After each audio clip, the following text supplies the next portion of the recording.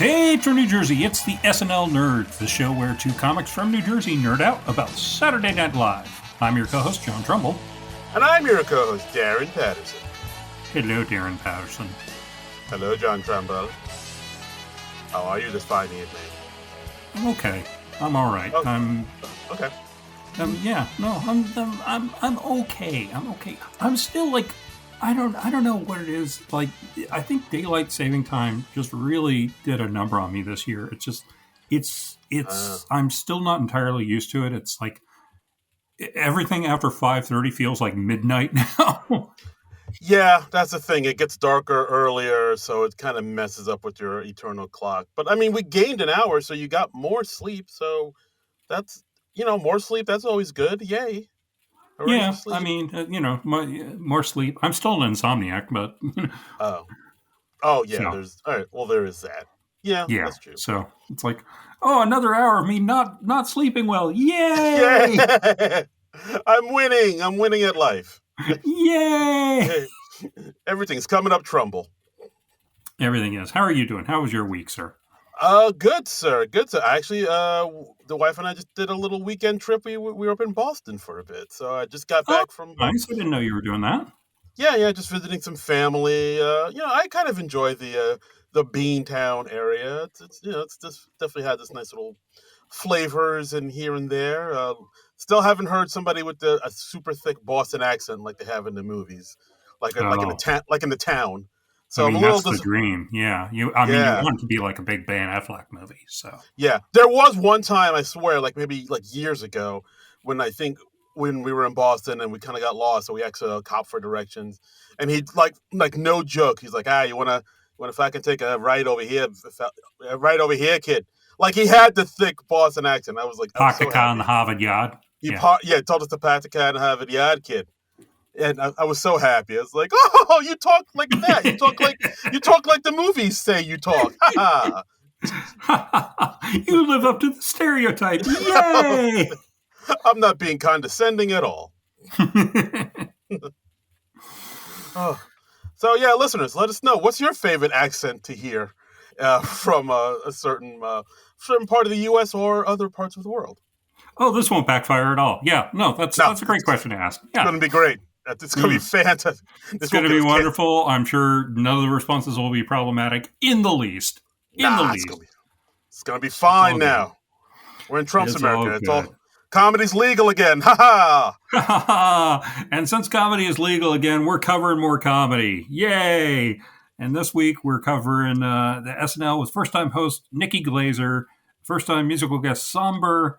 This is season 51, episode 5 from November 8th, 2025. So, I mean, we talked about this a little last week. I mean, we're both fans of Nikki Glaser as a stand-up, I would say. That's fair to say, right? Yeah, I think she's funny. She's. I mean, I'm not like a diehard fan, but she definitely has like good stage presence, good jokes. She's a good actress. I enjoy her. Sure. Yeah, I enjoyed it too. I was excited when I heard that she was going to be hosting, and let's see how she did. Let's see how the episode went. You want to dive in? Let's dive in with. Let's get salty right up top. I'm gonna say the worst part of this episode. Whew. Okay. Oval Office press conference cold open. So, this is hitting on one of the big news stories of the week where they were having a press conference in the Oval Office at the White House, where the Oval Office is located. I just realized I over-explained that one. I didn't want to correct you. Yeah, and a guy, like one of the medical professionals there, just like keeled over in the middle of that. And then there's this photo that went viral of Trump just standing there staring straight ahead. Yes. And I don't know if they just caught him at the wrong moment. I mean, that's the most generous interpretation. Or if he was just... No, he is the doesn't wrong... care, or if it's a dementia-related thing. I don't know. Why not all three? It could be all three, yeah. Yes. He is the wrong moment. So, let's see. One of the few lines I wrote down was medical professional dying at the thought of charging less for drugs. That was cute. That was cute, but that's a good line. I mean, not bad line, but again, this is indicative of what I'm not wild about with these new cold opens, where it's just Are they new JJ. cold opens, really? Because they've No, been doing yeah, the same things for cold opens for quite a while now. yeah, they literally did this last week with the mayoral race where they had Trump pop up and Right. just yammer to the camera for minutes on end. It's the exact same thing. It's this I Yeah. don't know. This cold open felt very lazy to me. It really, Very lazy. This was, yeah, I mean, and it wasn't going over well. There wasn't a whole lot of laughter from the audience. And I'm so sick of SNL just like reenacting exactly what happened. It's so lazy. And I'm just so sick of this Mad Libs style of comedy. yeah. Like even JAJ didn't seem too into it. Like he kind of, Yeah. it felt like he was kind of sleepwalking through it. I mean, I'm glad he got other chances to shine in this episode, which we'll get Yes. to. But yeah, he felt really kind of like just kind of sleepwalking through this one. Like I think we're getting Well, to this point. I feel I don't like know. the writers are kind of sleepwalking through it because they're writing the same cold open over and over and over, where it's just Yeah, Trump interrupts and then he free associates for 3 minutes, and we're all supposed to go ha ha ha ha, isn't it funny? And it's just like I don't feel like they're really meeting the moment no, they're of not. what's happening. And I mean, like he had a stray line in there where he was like, "Oh, the Grinch. I play golf with the Grinch sometimes," and I'm like, "That's a far better sketch right there. Do a sketch of Trump playing golf with the Grinch. That's at least something we haven't seen before." Yeah, Trump being friends with the Grinch. They have a lot in common. They like taking gifts and things from the poor people around the holidays. Right. Like Boom. I mean, have like Trump playing golf with the Grinch, and then like as Trump is describing some of the stuff he does, even the Grinch is like, "Oh, geez, I don't know, man. That's going a little far. I mean, I stole all Yeah. the gifts from Whoville, but even I had second thoughts about that. You're like trying to take away health care from and food stamps from people." Yeah, that's something. That's just more Yeah. interesting than just literally just, regurgitating exactly what happened over the week to the camera with some Right. okay jokes here and there. Like, You need I what I want to see SNL doing is I want to see them exaggerating it to the point of further absurdity. I realize that's a yeah. tough thing to do because reality is so absurd right now, but that's what you are supposed to do as comedy sketch comedy professionals. Yeah, like And somebody's writing from the Lampoon. They should know how to do shit like that, right, like right? okay, this is going way back, but I remember like when I first started watching SNL, and I started watching in like the mid '80s because I'm an old. Yeah. Um, I remember like when Mark Harmon hosted, they did a sketch where they did a Charlie's Angels parody with Jessica Hahn, Fawn Hall, and Donna Rice. And the joke was that they were like this new Charlie's Angels and they're all trying to sabotage the presidential race. So that was like taking three big stories in the news. Um, Yeah. like Fawn Hall from the Iran Contra affair, and Jessica Hahn from the Baker, the televangelist guy, and Donna Rice, who is the woman that was with Gary Hart and that derailed his presidential campaign. And like the premise was like they were all trying to sabotage the presidential race, and it's like tying three news stories together, but in an exaggerated way. And we don't see anything like that before anymore. It's just like, oh, here's what happened in the news, and we're just represent it with a few laugh lines Yeah, like peppered in. they should be taking what happened in the news and making like a brand new sketch around that. Like Right. just take the events, use that as the basis for a sketch, and then just create something out of that. Just flip it and make some new shit out of it. But yeah, they're just literally just reheating the past, events to us and serving it up. Like I don't know, like for like Yeah, the it yeah. really does feel like leftovers. It really does. I mean, for the past while, like I've really felt like the cold open should be the thing that gets you really hyped up for the show. And just lately, Exactly. it just felt like the thing I have to endure in order to get to Yes. the show. Yeah, and I yeah, don't know. and it's just become a drag to watch most of the cold opens now, and it's Yeah, really become a problem because you're starting the show kind of already behind. So yeah, very it's much just too so. bad. I hope they figure it out, and I don't know why the cold opens have gotten so bad in the last year or two, but Yeah. They Get really it. have. And Yeah. Get it together, SNL. get it together. This is an intervention.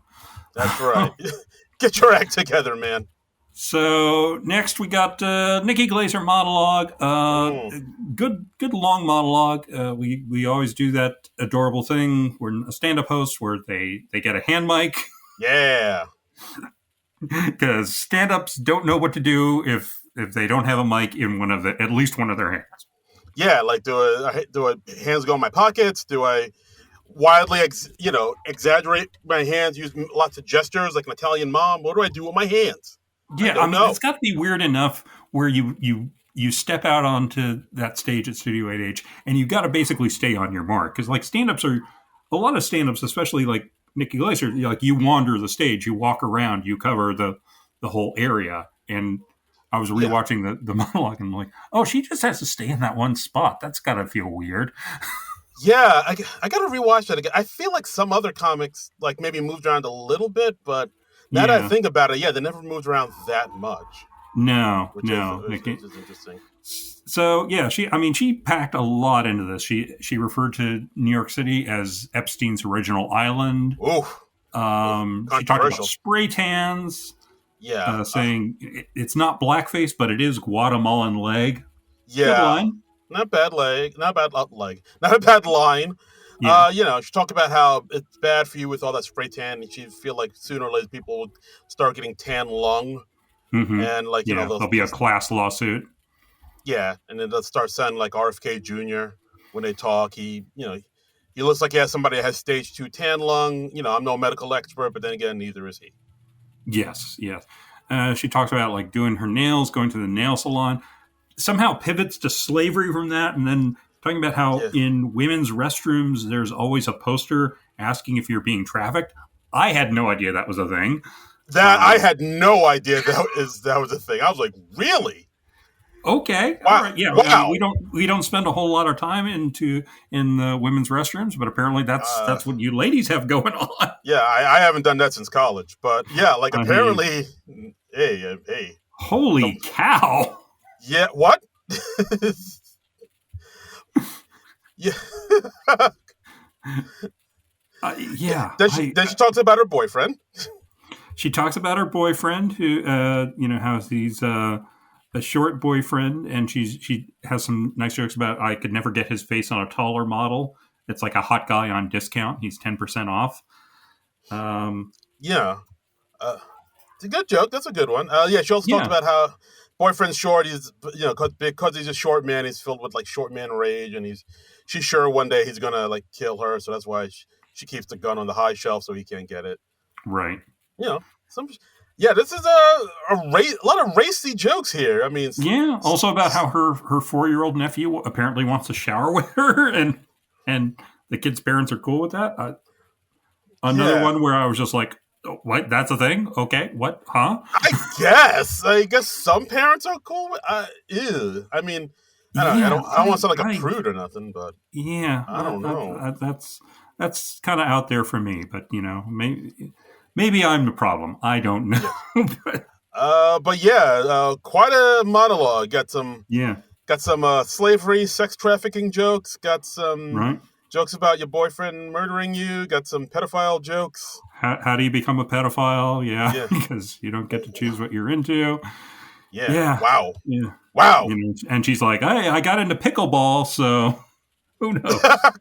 It's just What a way to end it." yeah, pickleball. It's a gateway sport to other things. Yeah, to the harder core sports. Yes. Um, Uh, not a bad monologue. I mean, it seems like a few people aren't cool with the whole sex trafficking part she talked about. But I mean, other sex trafficking aside, I thought it was a pretty good monologue here. sex trafficking aside. I mean that joke or that chunk of joke. Yeah.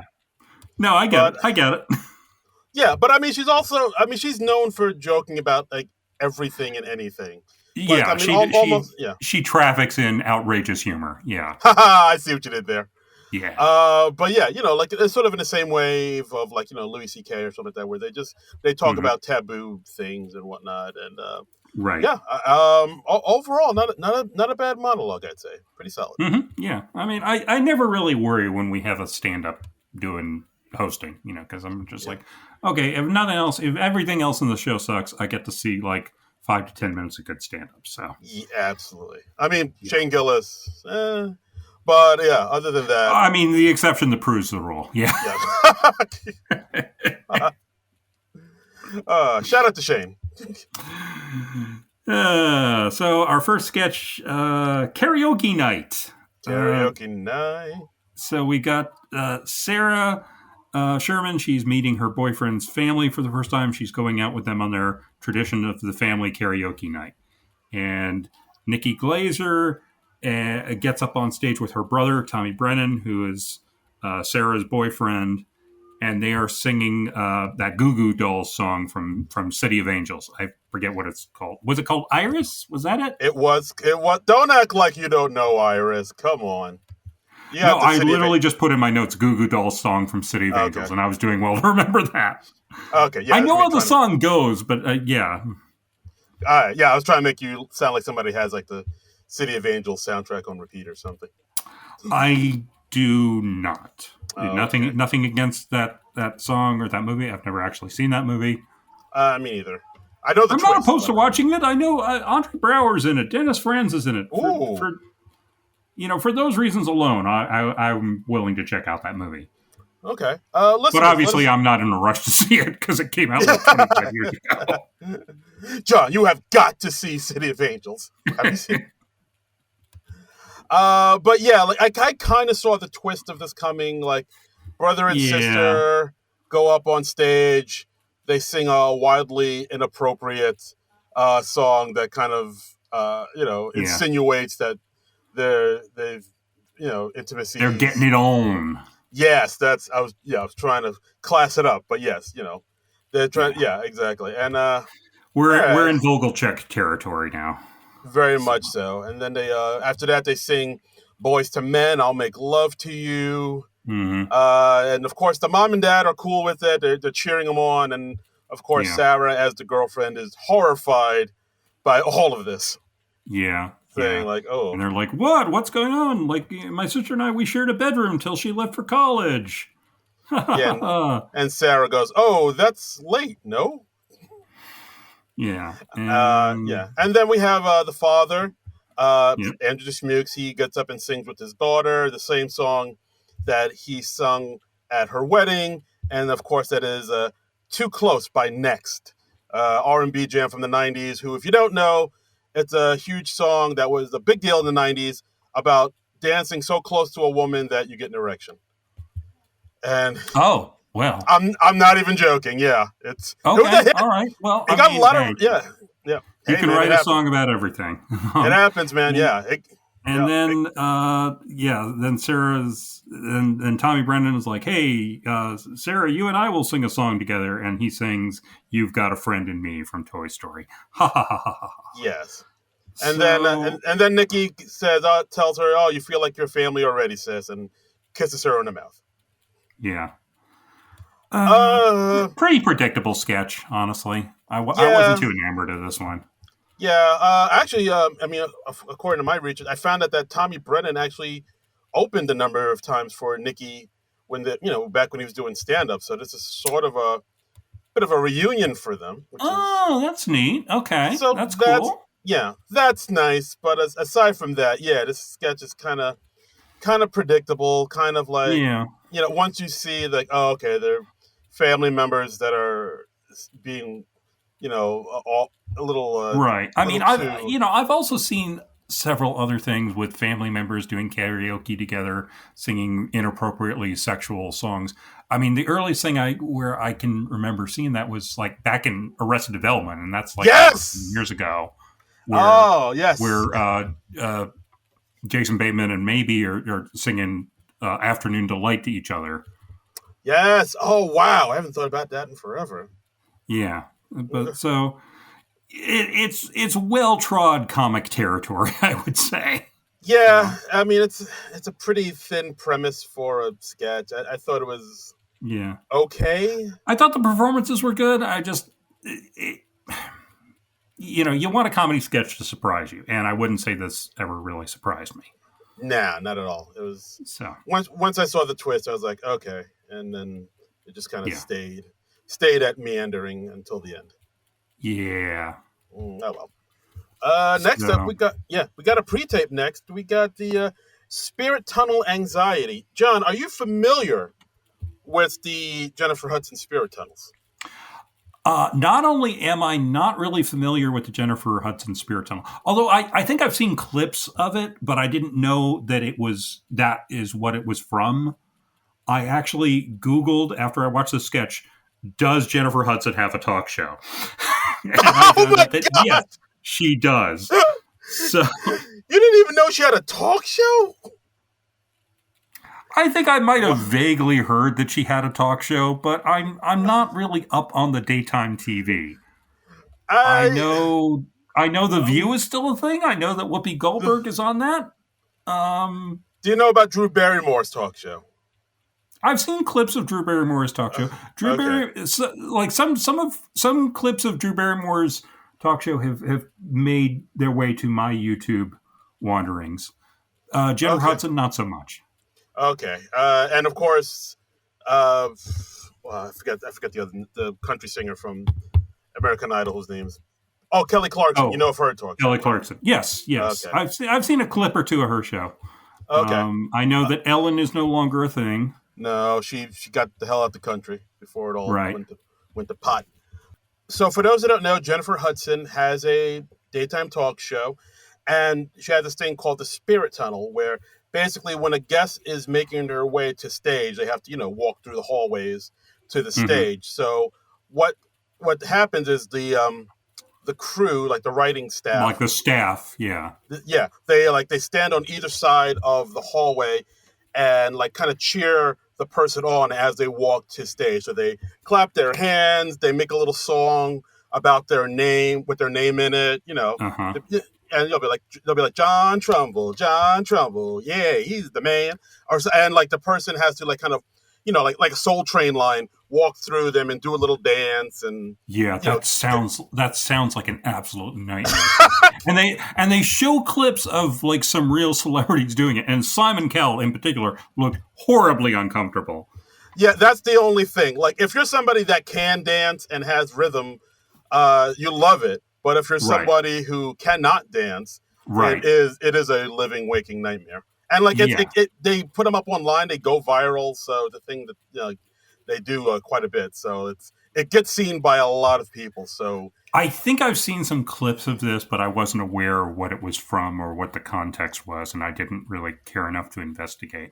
But yeah, like I said, to an introverted person, repressed white dude like myself, um, absolute nightmare. I don't even like it. That thing in weddings where everybody like gets into a circle and then like one person dances in the center and then you like point to the next person.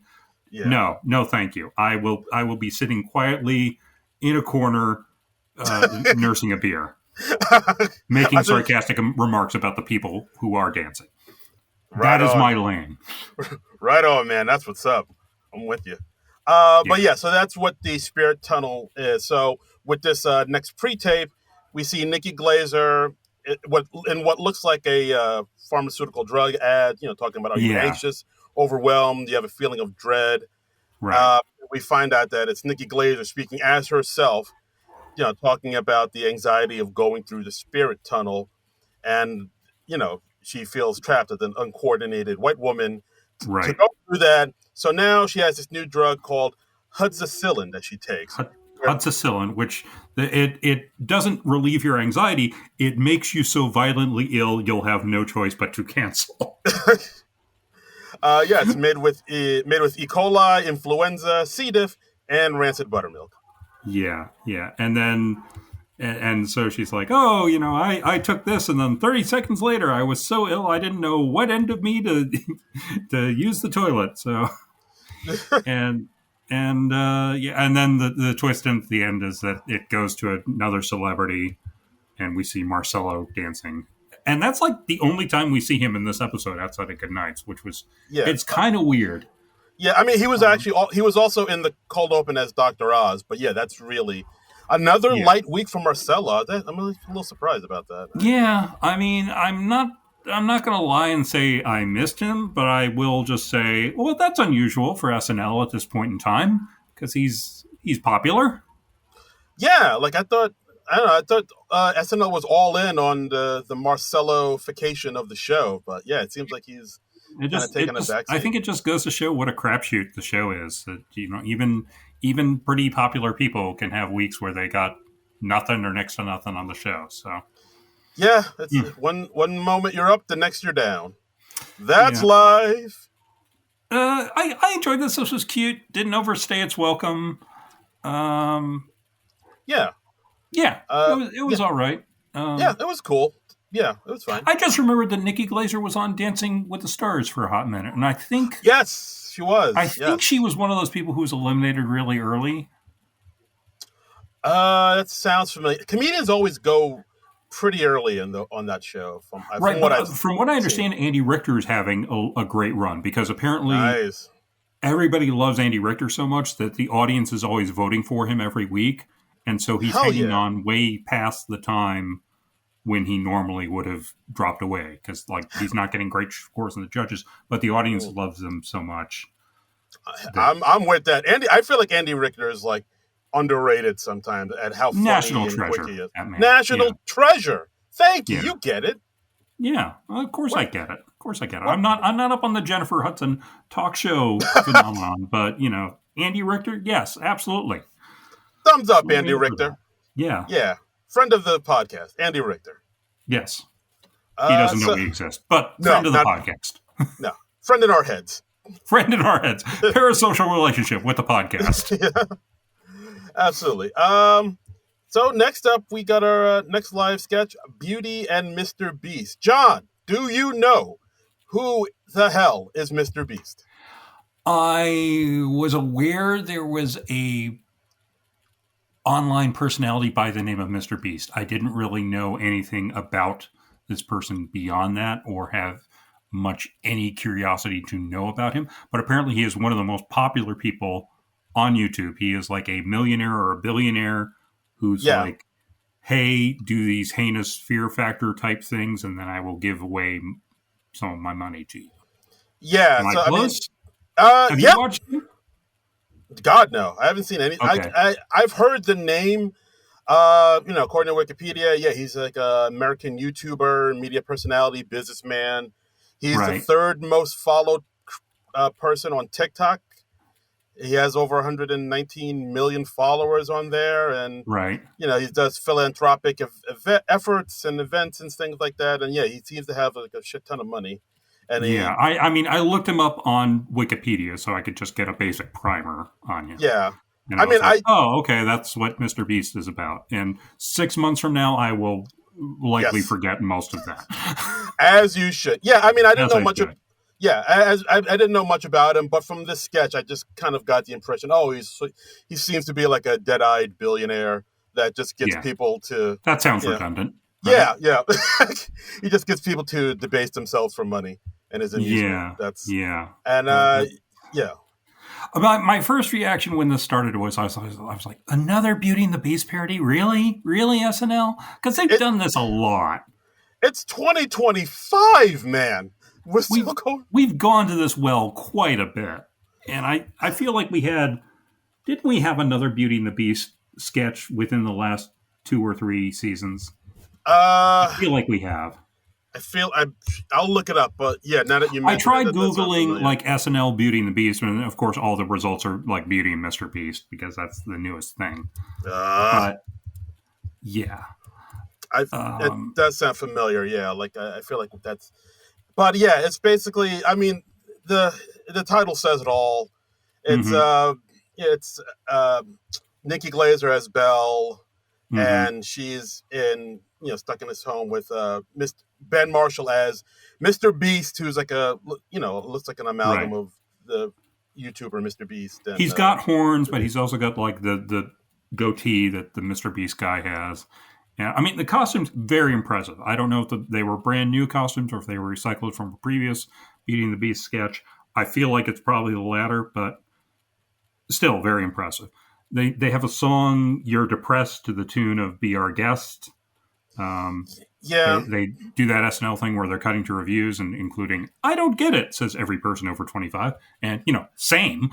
Same Z's. uh, and Yeah, yeah, it but just end of the sketch, he's saying like, "Oh, I'll give you $10,000 if you live for 30 days in a smart car with 2 greased up sumo wrestlers." And okay. yeah, Yeah, I didn't. I mean, the premise for this is pretty slim, and yeah. it didn't. Actually, I found out something interesting when I was searching for other SNL Beauty and the Beast sketches. Apparently, there's a comedy troupe called Studio C that did a very similar sketch of Beauty and Mr. Beast, and it aired or it went up online just days before SNL's. Oh, uh-oh. Yeah, and I watched that sketch, and they're not too much alike. I feel like it's probably a coincidental creation because let's face it, Beauty and Mr. Beast is pretty low hanging fruit. Yeah, No. it's like it's a bad pun or Yeah, I mean, I totally get how 2 different people could hit on that same idea, but you would think maybe someone at SNL might have found out about the Studio C version and said, "Oh shit, maybe we shouldn't do that." So, but I don't know. I hope they just would have seen the script for this one and be like, oh, we shouldn't do this. yeah, well, yeah, that's all it would have taken. Oh, maybe we shouldn't do this because it's not very good on its own. Yeah, that's my hope. But yeah, so the one, so the. Damn, bam! God. You would have thought they just had that moment of clarity on their own part. You guys, this isn't good. We shouldn't do this. Oh, shit. Oh, no. We're not good at our jobs. Oh, no. Oh, no. Oh, God. No. I question every decision in my life that's led me to this point. Oh, no. Oh, jeez. Oh, God. But yeah. Oh, no. But yeah, so the one you're thinking about that they did recently was 3 years ago on the Willem Dafoe episode. They did a Beauty and the Beast sketch there. Right. Where like Willem was Belle's father, and she looks at him through the mirror, and he's doing wildly. There were a lot of boner jokes, right? Or yeah. No, it was like she was looking at him through the magic mirror, and he was like going through a ritual of he was getting ready to pleasure himself, right? Yeah. Low hanging fruit. Yeah. No pun intended. Yeah. But yeah. And yeah, this sketch is just kind of whatever. I did. Yeah. I didn't love it.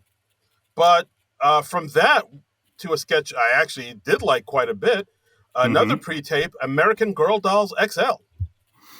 Yeah, premise here: American Girl Dolls, big toy fad. Like lots of little girls had them, loved them. But now those girls they're all grown up, and so we also want American Girl Dolls that are larger and all grown up. And they're like, "Hey, this one's a judge, this one's an astronaut, this one's this." And then we cut to Andrew Dice Mewes, and he's like, "Oh, mine's a nurse, and she takes such good care of me." Yeah, it's like I like this one quite a bit just because of the way it ramps up. Because it's like you said, like at first it's all these women talking about these empowering girl dolls, like, oh, this one's an astronaut, this one's a judge, and then you see Dice Mewes being kind of a creepy guy with his doll. And then it just kind of builds. And then it's the women again talking about how empowering these dolls are. And then it's Dice Mewes and Ben. And he's saying, my doll's feet are so lifelike. And then like, and she wants to be a singer. That's why her mouth is always open. And she's got that perfectly round O shape to her mouth. And you're just like, oh no. Oh, we're treating these like, yeah, we are. Yeah. And like, as the sketch goes on, like, the creepy guys kind of keep on dominating this sketch, like to the point where now at the end it's like all dudes just talking about these sex dolls and what they're doing to them. And we have Cam Patterson, no relation, saying mine looks like my brother's wife, and Nikki Glaser is like the host, being like, wait, that's not even a historical figure. That's not like Amelia Earhart or anything like that. I think Dice Mewes at one point says, I made up my own backstory for my doll. She's from Lithuania. And Nikki's like, no, she's American. And she says, well, she is now. And he put a ring on it. Yeah, yeah, and then we get a couple of guys that are like, oh, mine churns butter, and mine's an Olympic skier, and they're making like these gestures with their hands, Yeah, and then these sort of pumping motions going up and down or back and uh, forth, and uh, you know what I'm saying, wink, right? wink, wink. Right, Yeah, right. You're right. listening to this on the internet, most likely. Know what I mean? Know what I mean? Wink, Yeah, wink, nudge, just nudge. yeah, And yeah, and then it gets to the point where even like JAJ takes over as a spokesperson and kind of mm-hmm. pushes Nikki to the side, and as the whole thing, and yeah, then the whole thing just becomes like them, creepy dudes just sort of hijacking these American XL dolls for their As own, creepy dudes are wont to do. Yes. as they are wont to do. And yeah, Yes. I like the sketch quite a bit. This might be my sketch of the night. I like the buildup of it. Some pretty solid Mm-hmm. jokes here. Guys talking about, hey, look how the hair is super strong, and you can like they're Yeah. pulling on the girl's way. Yeah, I I thought this one. enjoyed it. I knew where it was going, like right from the rip, but it was still funny and it was well performed, and yeah, so I enjoyed it. I don't think it's my sketch of the week, Okay, all right, fair enough. yeah, solid choice. I believe I gave it a like on the YouTube. All So right, well done, sir. All right. hmm. Next up, let's talk about the fever dream insanity that is Mechanical Bull. Boy, this really got out there. Okay, so we're Wow. in a Yeah. cowboy bar. Veronica is having a bachelorette party. And there's a mechanical bull in the center, and then like immediately like Veronica's like, oh hey, it's my bachelorette party and woo, I'm gonna have a good time. And then like early on, Jane Wickline says, oh, I wish you were getting married to me, and then she leaves, Yeah, that which is kind. Yeah, that. so weird and so out of place, and it's never referred to again. And I was like, why is this here other than to give Jane Wickline a bit in the show? Yeah, I mean, it kind of reminded me. They did something like that in the Chalamet episode, the last one, where Yeah. they were like in the baristas in the coffee house, where she says something that embarrasses herself, and she like leaves the sketch immediately. So they Mm-hmm. I feel like they kind of did it here. But then again, if you hear And it was Wickline, Wickline in that sketch too. yeah, that was her. She's the one that did in that sketch. So maybe that's her thing. But also, she sounded like her voice was hoarse, like she was maybe getting over a cold. So I wonder, was she like I fighting just a think it's cold? weird because I just think like time is precious in a comedy sketch, particularly in a live show. I'm just like, why is it here? Because it just confuses what the sketch is going to be about. It's like, is this about the bridesmaid who has a crush on the bride? No, it has nothing to do with anything. Okay, why did we Yeah, spend 30 seconds on that then? I guess they just thought it was like a funny non sequitur, just Yeah, like I guess. a nice little aside. But I don't know. I didn't find it particularly funny, so it was just a non sequitur for me. But Yeah. So so at this bachelorette party, we see two of the bachelorettes, Nikki yeah, and Sarah Sherman, both of them getting on the mechanical ball at the same time, right. which they shouldn't be doing. Then we see Dismukes as the MC telling Andre Keenan as the man who operates the mechanical bull, not to operate Right. it, but then he And then sets it Keenan goes off on his dilemma about, yeah, oh, should I allow this or should I not? And then he yeah, accidentally sets the bull to bon voyage, so the bull breaks out of the bar, and then we've got the mechanical bull in front of a green screen, and they're just journeying through the country and then journeying through time. And yeah. Then we have like JAJ coming in who sort of sings the ballad of, as mm-hmm, they say, the drunk bitches on a mechanical bull, and mm-hmm, he's kind of doing like a sing songy thing, like like the ballad of Paul Bunyan or something like that, but it's about uh-huh. two drunk women on a mechanical bull. They get hit with birds and bees. They eat cheese in Wisconsin. Throwing a lot of props at him, yeah. Yeah, and then they get shot at by the missiles because the Navy identified them as a hostile. Right. and Yeah, and because they're then shooting down all the ships in the ocean right now. and And then the bull travels the speed of light, and then the bull talks to the camera saying things are gonna getting weird here, and then they meet Galileo, and yeah, then they we're in like firm Bill and Ted's territory now. it gets so weird. And at one point, I did get a kickle. I did get a chuckle. You got a kickle, sure, I yeah. got I got a kickle. I got a Yeah. chuckle out of when J.A.J. refers to Sarah Sherman by name as to throw Uh-huh. water in her face again and hit her with another fish. It, Yeah, that was all right. yeah, this sketch is a wild swing. It is a wild, wild swing. It is, and it's one of those sketches that I found just more weird than funny. So it's very weird for the sake of being weird. And normally I'm a big one for let's throw some weird shit at us. But I found this weird, but I didn't find it especially funny. So it didn't really work for me. Yeah, like part of me, this feels like something they might have done in like the 80s or I don't know. Uh-huh. They really got weird with this one. I keep saying weird, but it isn't. This was an odd one. Like part of me That's is the word for this one. Yeah. like part of me is impressed that they were so ambitious with this that they just were like, Mm-hmm. let's go balls to the wall with this sketch that is clearly a 10-1, but it's like Right. it's like up at the front of the show. It's before update. Yeah, it's before Yeah. the musical guest even. So Yeah, so like part of me is impressed by it, but yeah, did I find it laugh out loud funny? Not really. I didn't. So it wasn't entirely successful in my mind. But it is impressive. I will say that. It is impressive. I mean, I was somewhat amused by them throwing props at the two of them. I just Yeah, and it didn't really float my boat. I mean, Yeah. I can't. I can't really put it better than that, I guess. Okay, so. no, fair enough. And J.J. was a good balladeer. Yeah. Could play the guitar. Sure. Yeah. Yeah, he did all right. Yeah. So next up, we got our musical guest, Sombr, with 2 tracks. Sombr. Sombr. 2 tracks. He Sombr. played 12 to 12 and Back to Friends. Back to Friends. And Sombr is apparently one of these musicians who does not believe in capital letters. Yeah, Spells his name all lowercase. Back to Friends, also spelled all lowercase on the YouTubes. Yeah, like I've noticed that the young peoples, they're out for some reason today. They enjoy having all their album tracks in lowercase letters. If you go to like any, it's a very E.E. Cummings sort of thing. Yeah. Yeah, I don't know what the trend is there. Like, because like if you I blame Prince. I think I blame Prince. Yeah. I put the blame solely at Prince's feet. Yeah, because Prince started that whole, I'm going to use the number 2 and the number 4 instead of the words 2 and 4. I'm gonna just put the letter U instead of the word U. Like he loved that shit. Right.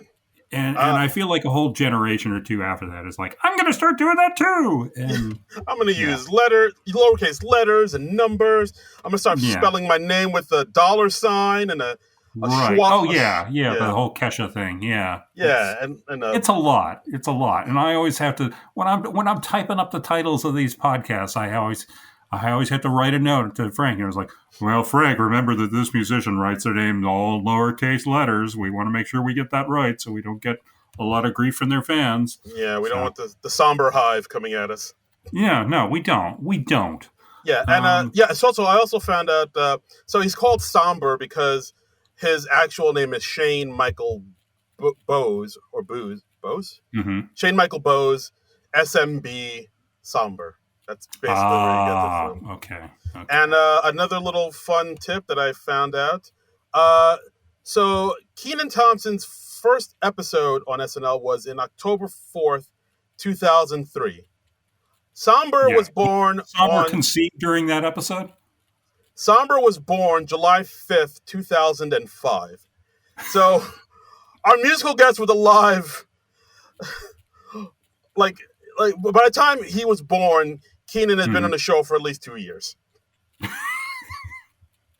I mean, as I always like to say, children that were conceived during Kenan's first season are now old enough to drink. Insane. It is insane. I mean, so what did you think of Sombr's music? I mean, he's this young, strapping young lad, like whisper thin, got great cheekbones, looks kind of like Finn Wolfhard. Yeah, he does so much so. Like does.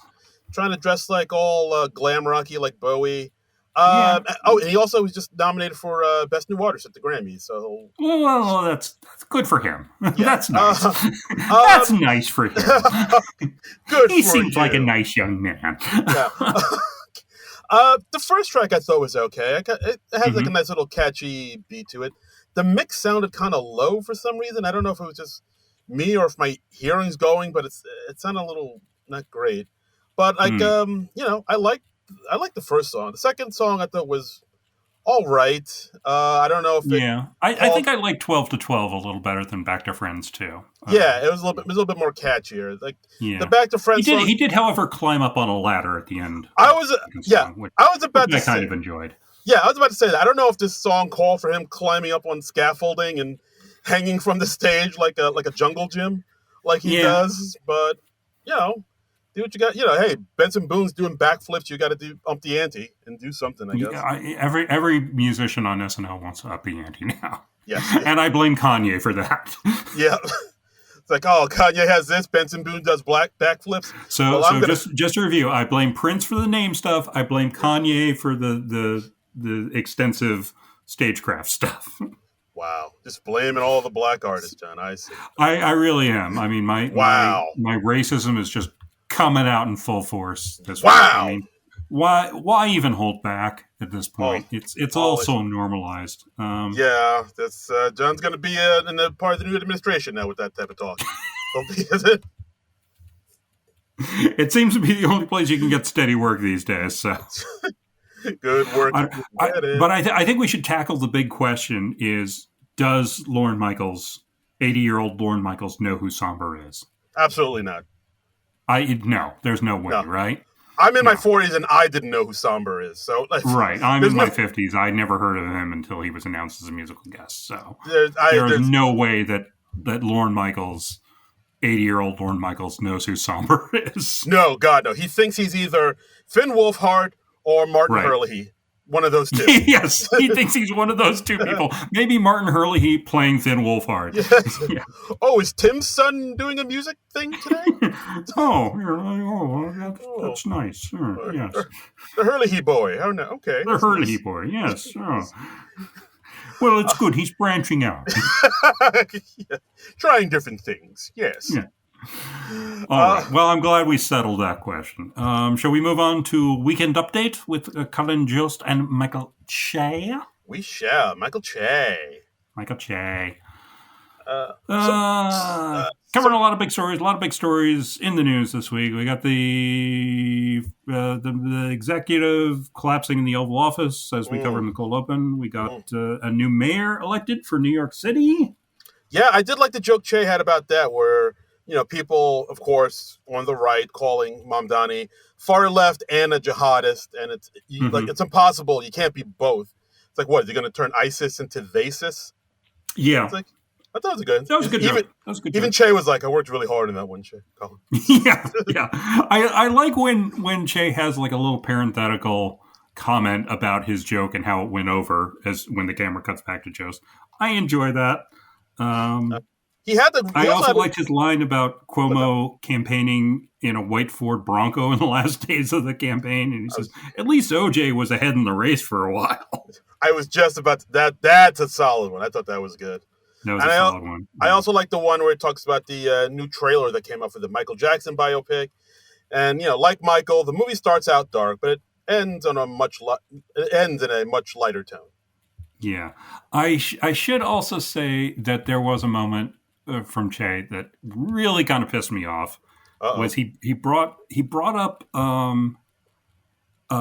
Stormy Daniels. And he referred to her as a mattress actress, which, fine, that's a clever turn of phrase. Yeah. And, she's done adult films and all that. But he referred to her as being paid, as extorting money from Trump. Right. I was like, she was paid hush money. That's not really the same thing as extorting, because everything I heard about that story was the Trump administration was paying her hush money, not she was like trying to blackmail or extort money from them. I mean, I think there's a distinction to be made there, and that kind of pissed me off a little bit. That's fair enough. That's a fair point. I didn't even think about that, but I don't know. I guess it's just one of the things to just kind of put that aside just to tell you this joke. I mean, it was a Yeah, no, fine I mean, joke, you but were I don't willing to put know. it aside because you hate women. I get it. Wow. You with the I get black it. people and me. Well, all right. Yeah, no, I get it. See, We all have our crosses to bear. We all have our issues to overcome, Darren. So, exactly. Like, give me grace. I'm trying to work through this. Please yeah, yeah, grant me the grace and serenity to work through my troubles during this troubling time. I'm trying to heal everybody. right. I get it. This is We're all trying to heal, Darren. this is my We're all trying to heal. This is my nationwide apology. Like, I like to apologize for all that. And it was a good one. It was a good Thank one. you. Right? Yeah, Thank you. I've been yeah. practicing. Mm, Yeah. it shows. Yeah. So not a bad weekend update, but we got this death segment here. Holy Hmm. moly! It's the return of Pete Davidson, and he talks about his and Colin Jost's Staten Island ferry debacle. Yeah. Oh, you're not.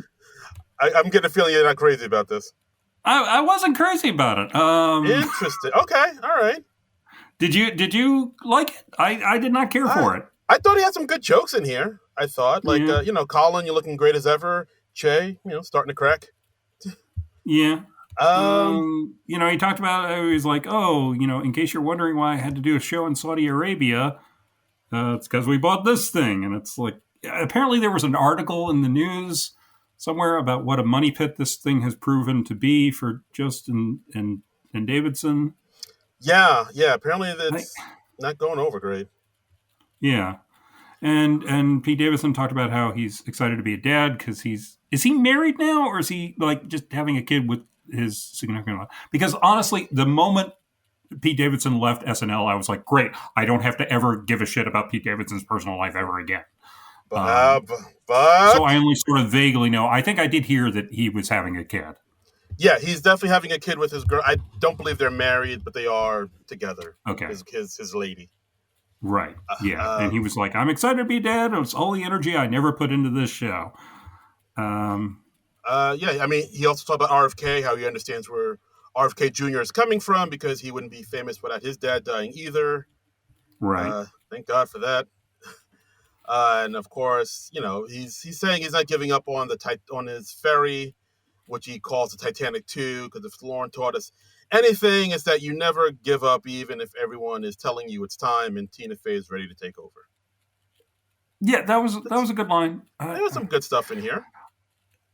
Here's my feeling. All right. Okay. This is just kind of a message to Colin and Pete. Guys, I don't really give a shit about your ferry. I've heard about it so much on the show. I don't care that there was a story about it in the news this week, and I really don't want to have 4 minutes of the show devoted to it. I mean, it seems so self-indulgent, and I just don't care. I don't fucking care. Interesting. All right. I mean, that's my feeling. No, I mean, I know that's the ferry is like sort of the jumping off point to like this segment, but I mean, they don't talk. I guess they sort of do talk mostly about it, but I mean, I thought there was like enough other jokes in here to sort of keep me entertained and whatnot. Like they don't talk. Like I see what you mean. Like not everybody. It seems like them in the ferry. It feels like something that everybody's talking about, but at the same time, not. People aren't talking about it really. It seems like it's just being pushed into the zeitgeist by maybe the social media, whatever. Yeah, it's become this narrative on the show, and I mean, I don't really keep track of the chatter outside the show itself, and what we research for the podcast and stuff. But I don't know. I've reached the limits of how much I care about their ferry. Yeah, I think okay, if it's not working out, sell the fucking ferry. I don't care. I don't care about the ups and downs of your financial situation. I really don't. Yeah, it feels like at this point SNL is the one that's talking the most about the ferry than and maybe some some media outlets are just bringing it up because they think people care in general, but I don't think we care about the ferry like that. I'm going to take a leap that even if this ferry has lost however much money they said it's lost, I didn't write it down. They're still both doing okay. Yeah. Okay. Especially Colin.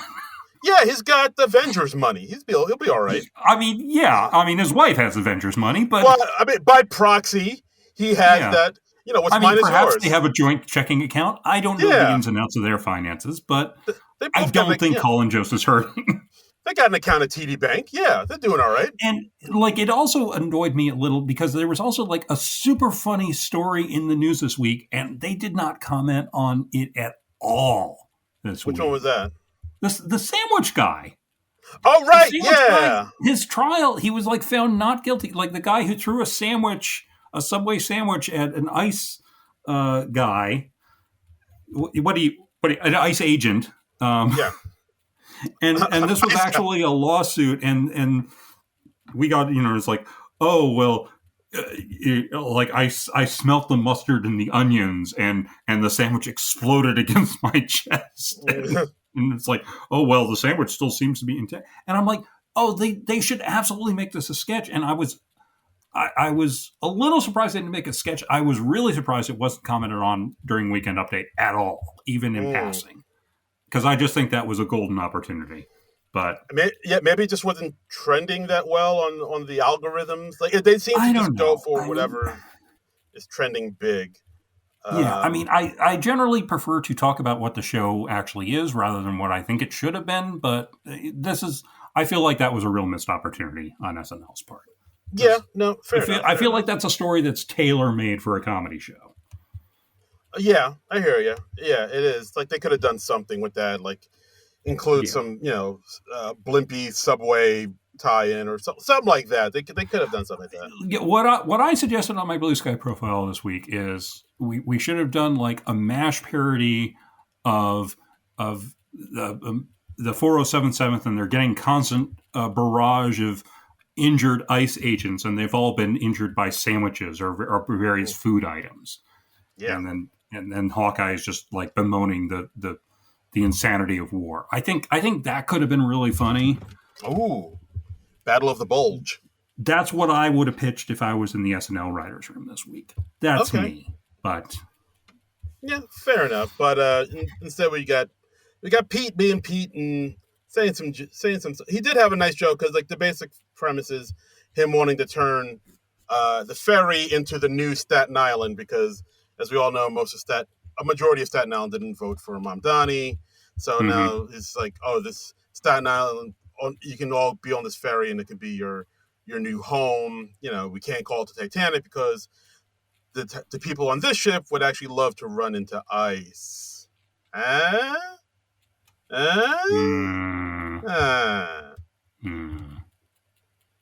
that's Weekend Update. That's Weekend Update. That's the whole thing. Yeah, that's just one death segment for you folks this week. That's it. Right. That's all you get. That's all you deserve this week. Right. You know what you did. Yeah, you know what you. I saw you. We saw you. We saw you with your American Girl XL doll. Yeah, we know what you did with that whipped cream. Ooh, okay. I'm sorry. Right. Whoa. Moving on quickly to sorority meeting, a totally non-creepy sketch. Yeah. This one's one the whole family can enjoy. So we're in a sorority meeting at a college. Nikki Glaser is like the head. What do you call the head person? Like the president of the sorority? The madam? Or I know fraternity, it's like the president of the fraternity. It's... What do you call the head of the sorority? Whatever the head. Yeah. House marm? I don't know. Yeah, I don't know how sororities work. Head bitch in charge. There it is. There you go. That's it exactly. Yes. Yeah. Head bitch in charge. Yeah. So they talk about their Thanksgiving theme party, which will be pilgrim hose and respectful representation of indigenous people. And then they basically give a news update about how sorority girls have been finding these boys going undercover as a woman with wearing hyper realistic girl masks, right? And of course, everybody acts surprised, and of course, in the middle we see Mikey Day wearing a very obvious, like almost creepy, like Hannibal Lecter. Almost creepy? That was almost creepy in your book. Very, very creepy. Very creepy. Okay. A very creepy, like hyper realistic girl. It looked like he had baloney on his face. I thought until Mikey unmasked towards the end of the sketch, I honestly thought it was Tommy Brennan under there. Oh, interesting. I mean, I just knew it was Mikey because it sounded like Mikey, like his voice. Yeah, I somehow didn't peg his voice because he was doing like a fake girl voice for most of the sketch. So, Yeah, fair enough. um, and there were moments I liked. I liked him like peeling his mask up to eat a donut. Right, and him and vape and him. we see Ashley Padilla as like the one sorority sister who is questioning this, and she's like, "Yeah, I really think Alyssa is actually a frat guy in a hyper realistic girl mask." And What? the mask, it kind of looks like what was that movie the Wayans brothers did, the White Chicks. White It chicks. looked Yes. it looked like those disturbing masks that they had in that, where they just look Yeah. they don't look quite human. It's like it's very uncanny valley, you know. Yeah. It was pretty a little unsettling. It was like, oh Jesus, Mm-hmm. Mm-hmm. what's this about? But yeah, I mean, again, like a pretty thin premise, so they kind of pad it with a lot of sight gags, like him vaping and the smoking coming out of his eyes. Mm-hmm. Although I watched this live, I don't think the smoke came out of his eyes during the live cut, if I'm not mistaken. Yeah, I mean, it came out of the eye holes okay in the rerun on Peacock that I watched on Sunday morning, and I believe our friend Dennis Perkins in his review on Late Nighter said that the effect wasn't quite working on the live show. So Yeah, I guess this is a sketch they replaced with dress, or yeah, maybe at least for those shots. yeah. So this is the dress rehearsal thing. Mm-hmm. Yeah. So then, as you say, Ashley Padilla goes through the person's purse, and it's like, oh, she has Yeah, maxi pad, an open box of maxi pads, Beanie Babies, right. and a framed picture of Hillary Clinton. Things that. Which seems like the what a dumb guy would think a girl would carry in her purse. Yeah. So this is how I'm learning. This is not what women carry in their purse. So good to know. See, Apparently not. No, the show educates.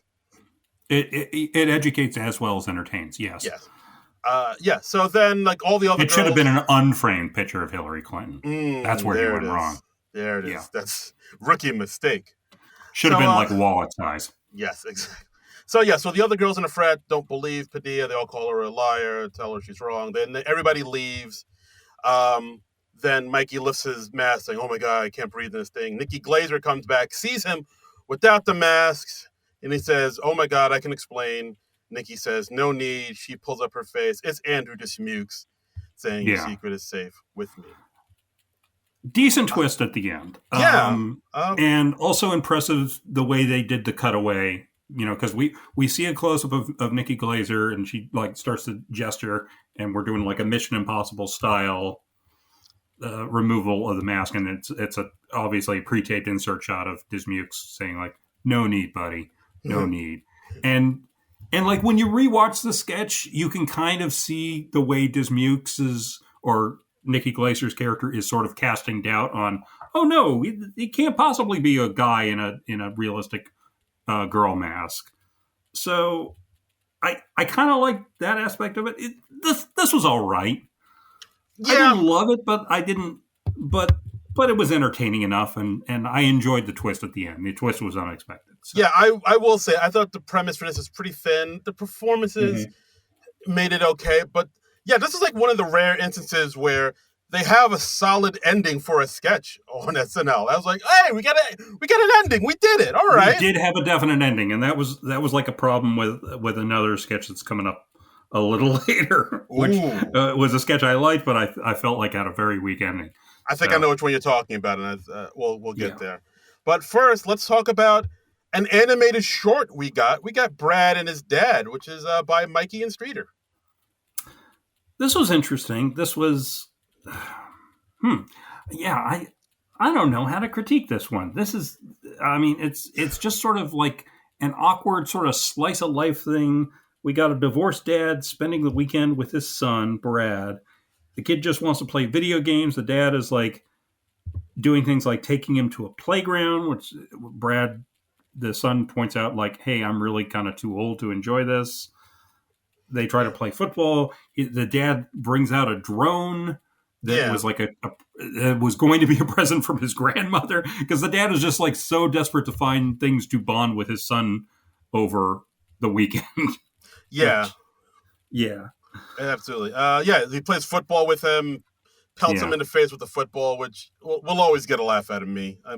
Sure. I'm a simple man. It's comedy at a base level, but Yeah. yes, it's funny. I'm a basic bitch. What can I say? Mm-hmm. Yeah, and I've always said that about you.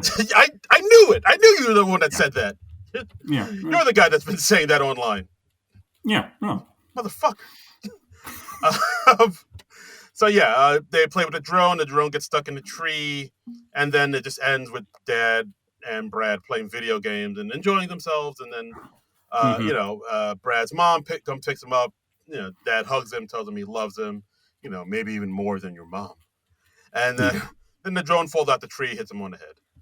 I thought this was cute. I thought it was an interesting change of tone, I guess, for SNL.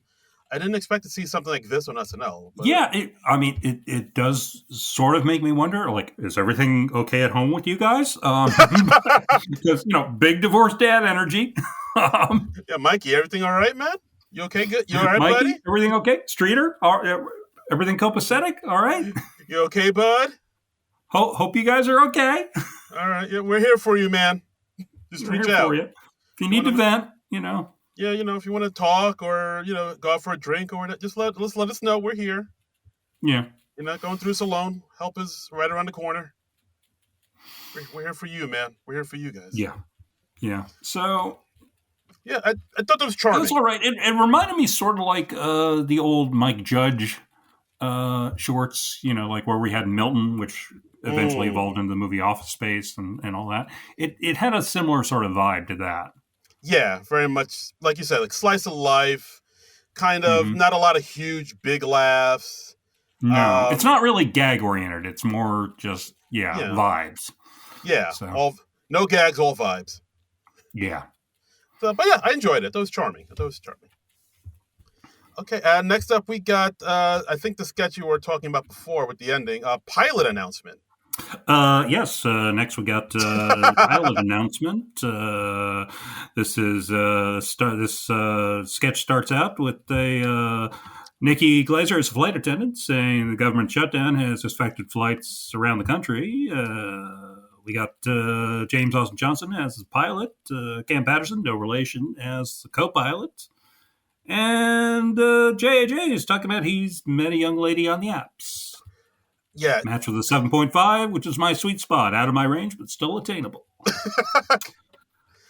I love how J.A.J. gets to anchor this sketch, and I thought he anchored this sketch really well. I thought he did a wonderful job. He's got the pilot cadence down. That made it way funnier than I think it probably was on the page. I mean, and I like that he keeps updating the passengers with his texting saga, going back and forth with this woman. He was like, "Oh, well, I just sent a message I'm not too sure about. Let me tell you all about it.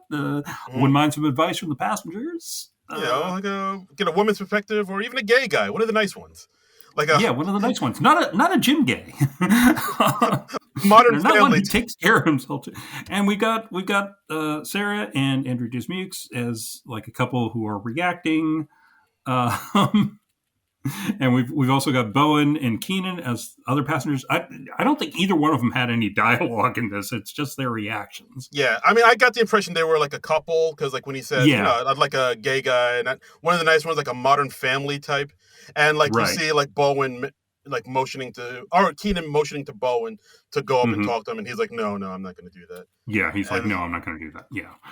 Yeah, and. And at one point when James was like, well, he's like waiting for a response from this woman. He's like, well, she posted on her stories, so she is on her phone. I was like, oh shit, that's too real. That is too real. I've been there. I have been there. Holy crap. Kind of spiraling right now. Oh, that's not good.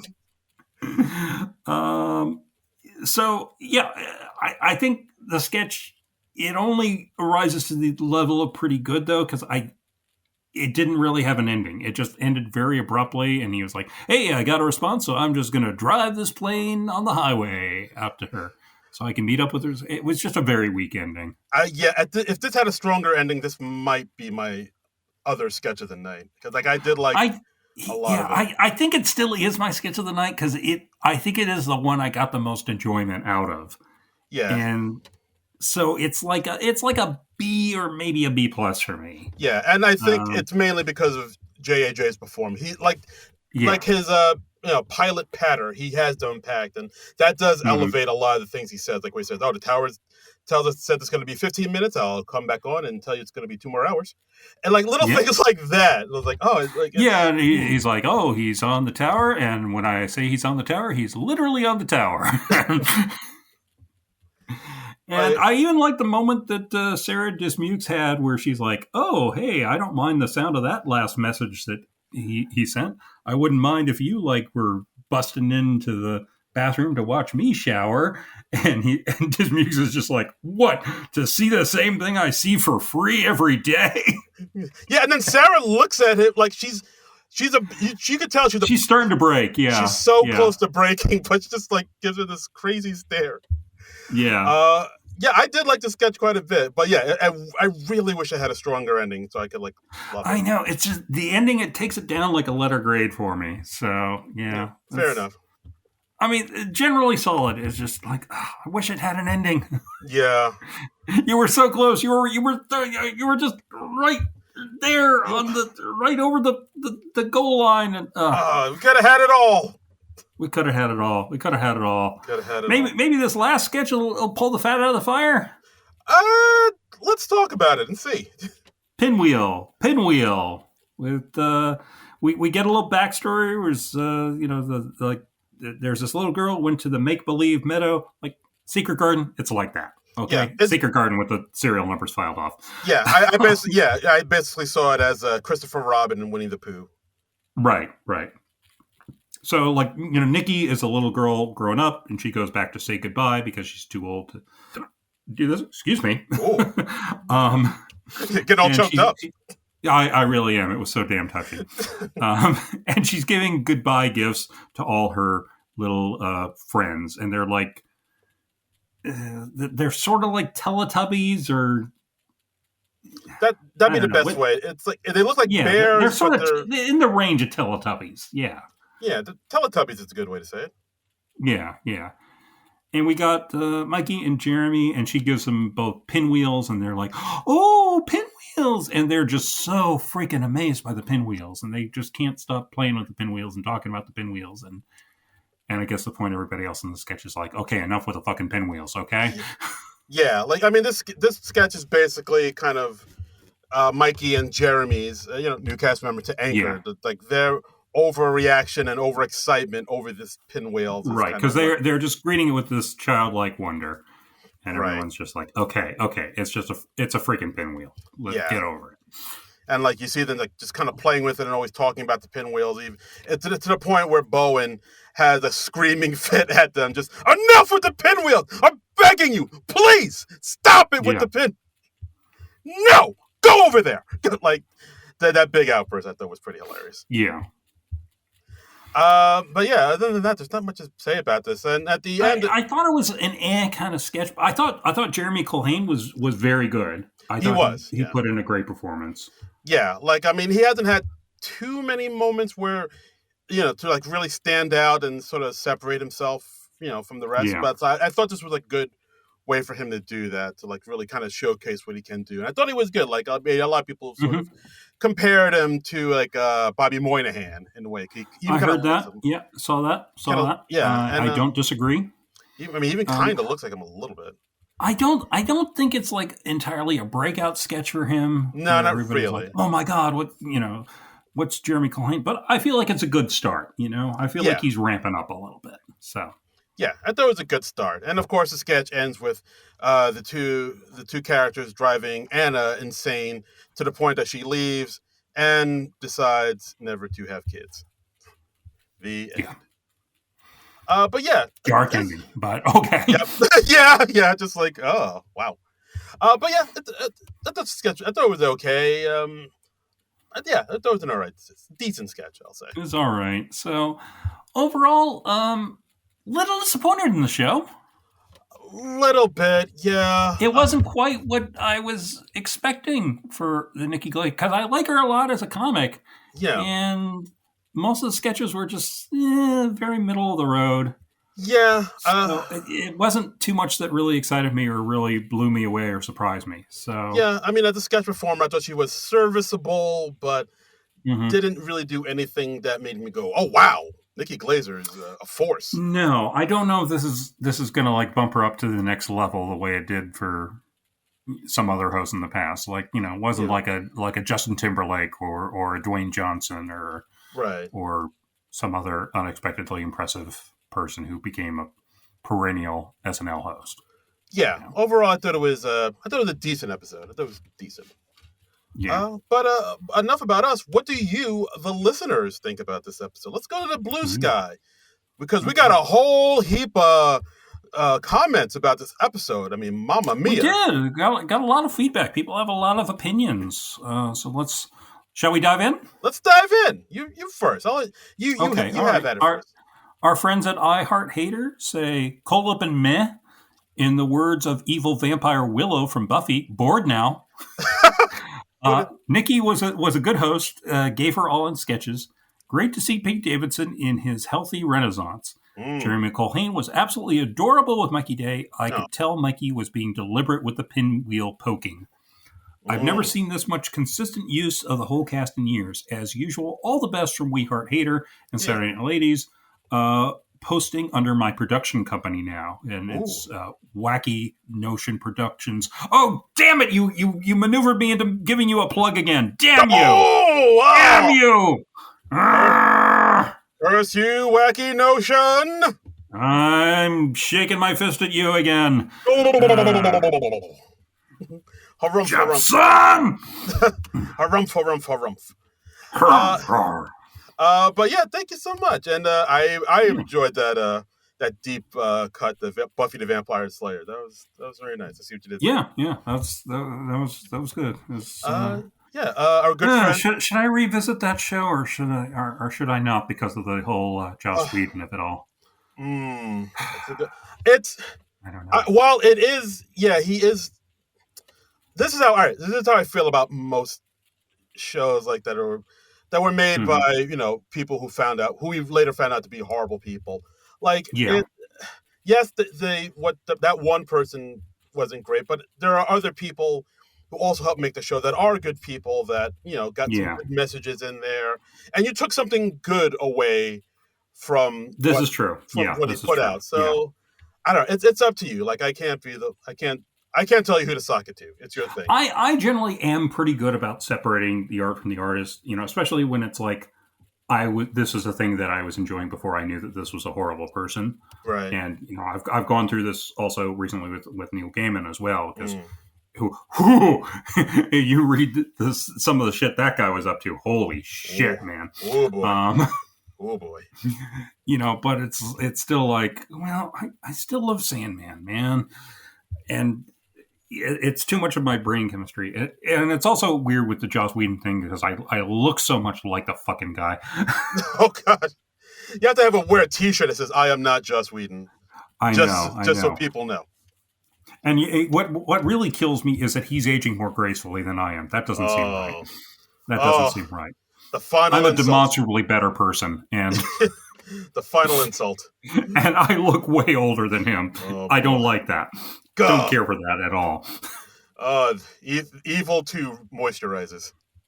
Yeah, I guess so. The evil. Oh, he's mean and he knows how proper skincare. Oh, bastard. Son of a bitch.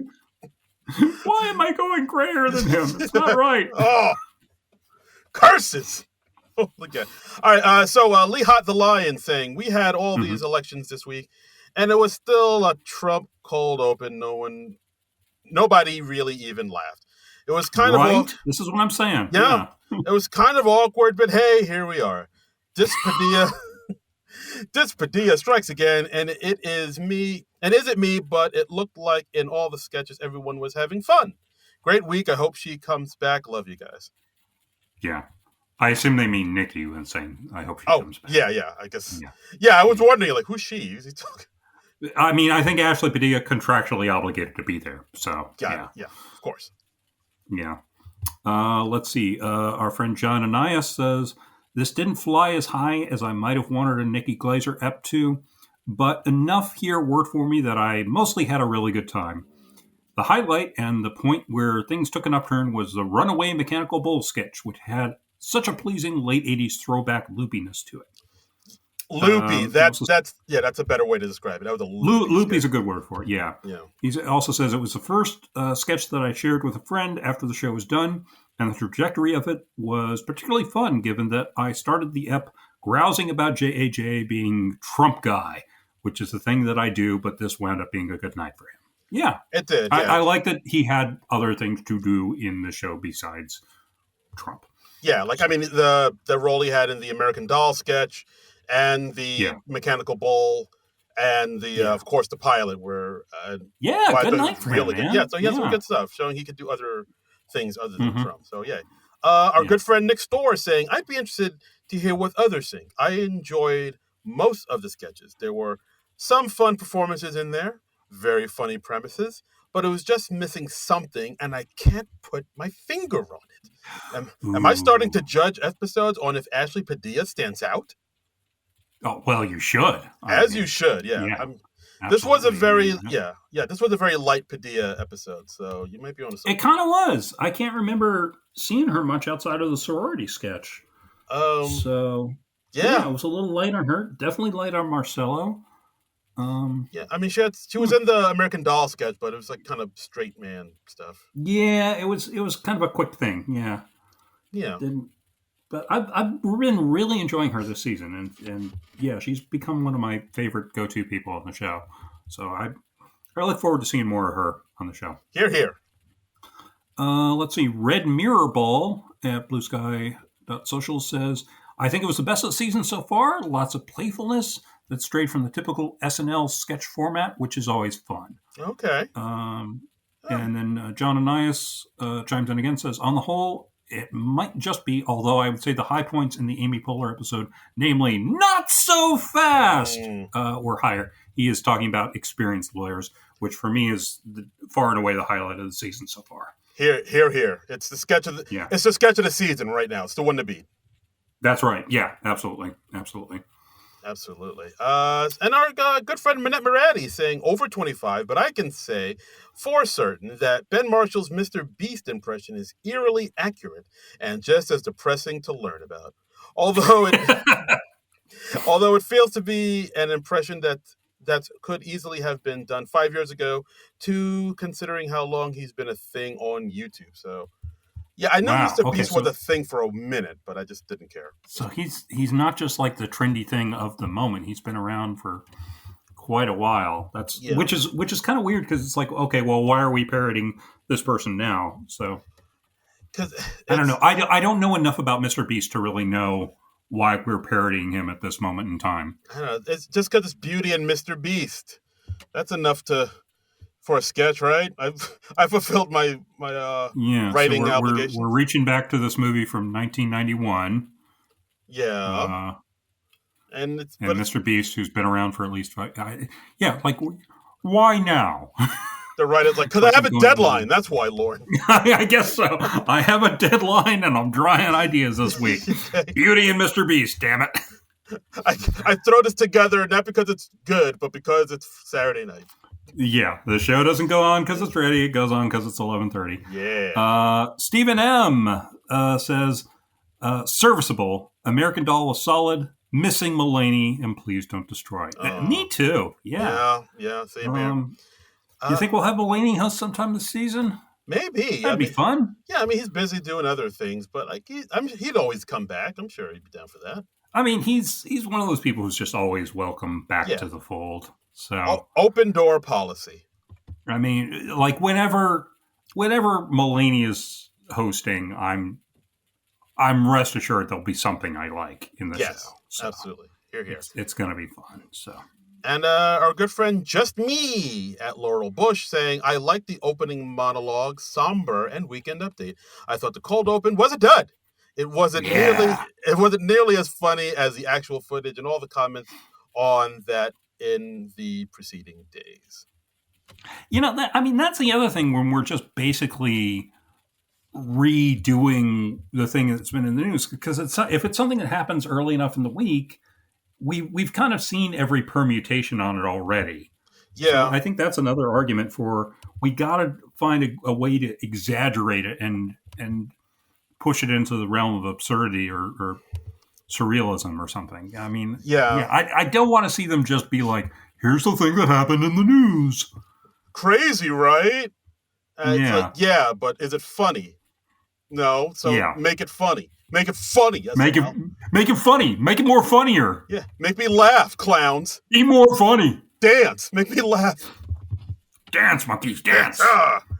Yeah, so overall thoughts, okay episode, I'd say. Not too, didn't blow me away. It was just, all right. I wasn't nuts about it. I was just like, yeah, this is so. I was expecting a little more from Nikki Glaser and SNL coming together. I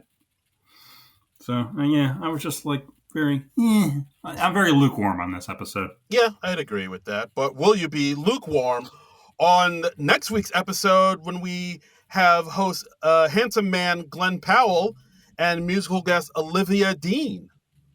Yes, I will also be lukewarm on that. The bitch! All right. Like earlier this year, I finally watched that movie, Anyone But You, that he did with Sydney Sweeney, that Glenn Powell did with Sydney Sweeney. I thought it was awful. I have not seen it. I watched it and I was, I was just like bored, and I was like, okay, I want something light to watch, and this was supposedly good. I was just like, no, we got to stop letting pretty people think they're funny. Yeah. I mean, unless you're trying to bang them, let's end this thing where pretty people are funny. Yeah, no, it's like you're pretty. That should be enough for you. Yeah, So, the world's your oyster if you're pretty. If you're a pretty person and you fall over, you're not automatically hilarious. You're just a pretty person who fell over. Leave the comedy to us ugly trolls. Let us have this, and you can have You can have all the rest of the world. Yeah, you're basically ruling the world anyway. Also, Glenn Powell, he's another one of these leading men, kind of like Miles Teller. I find just very bland and strangely attractive. No, I'm sorry. Right. I got a little distracted because we had another comment that came in from Nick, and I was just starting to look at that. Ooh, breaking news. Yeah, Nick is rescinding his opinion. Okay.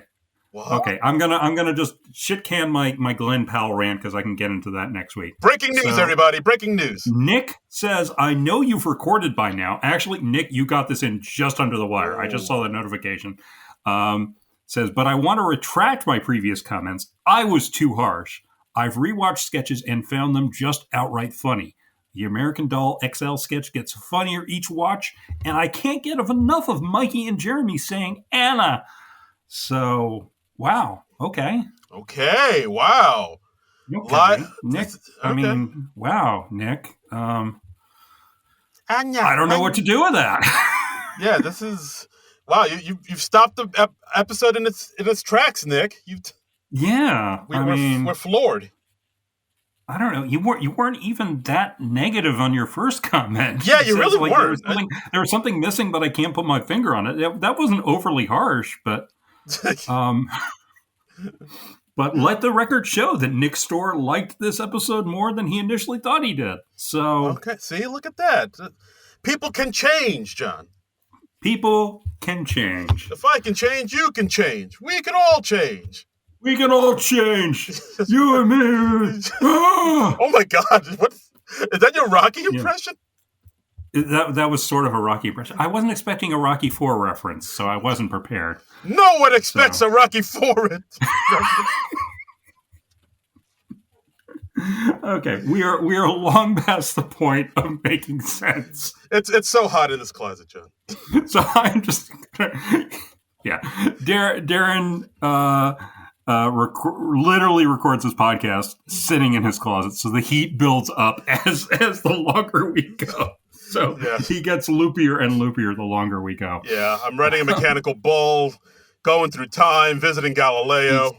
Yeah, that's all sorts of stuff. Darren, why don't you tell the folks where they can find you and they can get more of this loopiness? Well, you can get more of this insanity at on non-productive.com, where you can listen to this podcast. You can donate to our Patreon. You can go on our YouTube page. We've got a YouTube page, Non-Productive.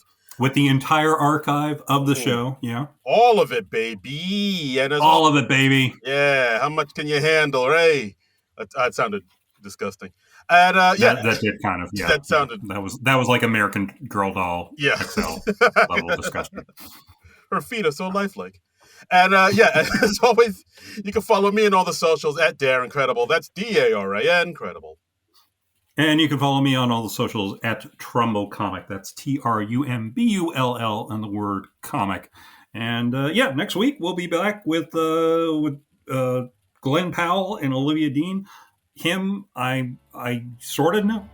A little negatively inclined towards Olivia Dean. Don't know at all. Hope she's nice. Yes, new artist. She also got nominated for a Best New Artist at the Grammys. It's kind of like. Well, that's nice work. I wonder if she's met that somber fella. Oh, I wonder if they've connected. We'll find out. We'll see. I hope they're friendly. I hope they like each other. Musical friends. Yes. So that's what we're going to be doing next week. So check us out then. But until then, nerd out. This has been a non-productive media presentation. Executive producer, Frank Hablawi. This program and many others like it on the Non-Productive Network is distributed under a Creative Commons Attribution Non-Commercial No Derivatives license. Please share it, but ask before trying to change it or sell it. For more information, visit non-productive.com.